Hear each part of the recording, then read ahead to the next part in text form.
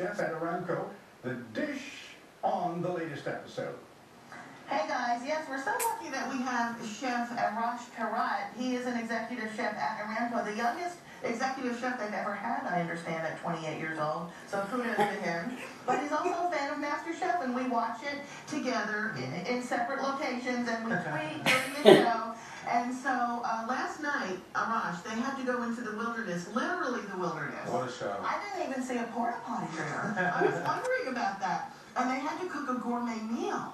That was very, very nice. I mean, out in the elements, back to nature, rustic ingredients. That was one of my favorite episodes. Oh, really? I thought it was kind of tough myself. All right, let's go to the videotape. Now, they had, when the blue team had to cook rabbit. And, you know, I felt sorry for Bree, the poor vegetarian. There was the carcass of the rabbit. But do you think that they handled the rabbit correctly as far as their cooking? No. If you heard the chefs, what they told them, they could have braised that the night before. And you want that to braise a long time so all the flavors get time to marry with each other and play together. And they just waited till the last hour to do it, and you can't do that with rabbit, especially if you're going to braise it. But, and you heard Ramsay say that it needs at least 3 hours to braise. Minimum. What did he say? Yeah, just so you want it fork tender.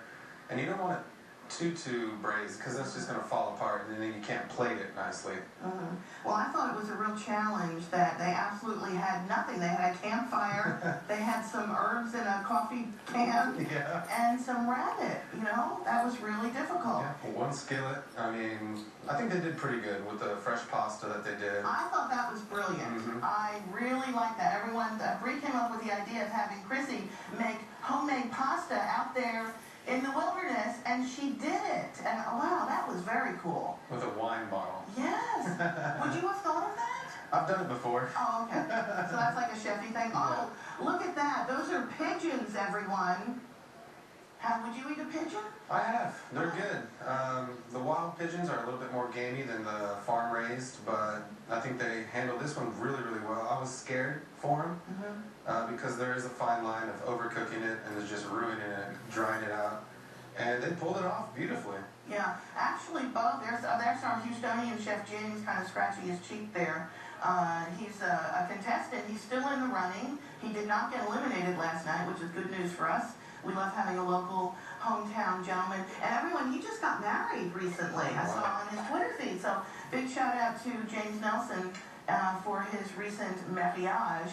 Joe Bastianich, they're all singing around the campfire. Okay, now the team that lost had to do the pressure challenge, and they had to make a chocolate eclair, one of my very favorite desserts. But if you don't get it just right, the batter, what happens? It will collapse, it will break, and you have to do it just right. You can't have the dough too hot. So all of them really didn't do well. What did they do wrong, Chef Arash? Well, the one thing, they didn't have consistent sizes. They're all way too big, and they didn't cook properly. So when you're piping them out, have your sheet pan lined. Put little marks on it, so when you pipe it up, every eclair will be the exact same so have size. little guidelines. Exactly. Because everyone, if they're not equal in length, then they're not going to cook evenly. And then some are going to be raw, some are not going to be. And then they didn't pipe them correctly. One, that's due to the cooking. Some of them collapsed, so they couldn't get all the cream all the way through. Yeah. They certainly didn't look like the chocolate eclairs at Kenny and Ziggy's. Have you ever had that one? Oh, those are good. Okay, so all 3 eclairs were not good. And who was eliminated? Bree. Bree was the vegetarian, was eliminated, unfortunately.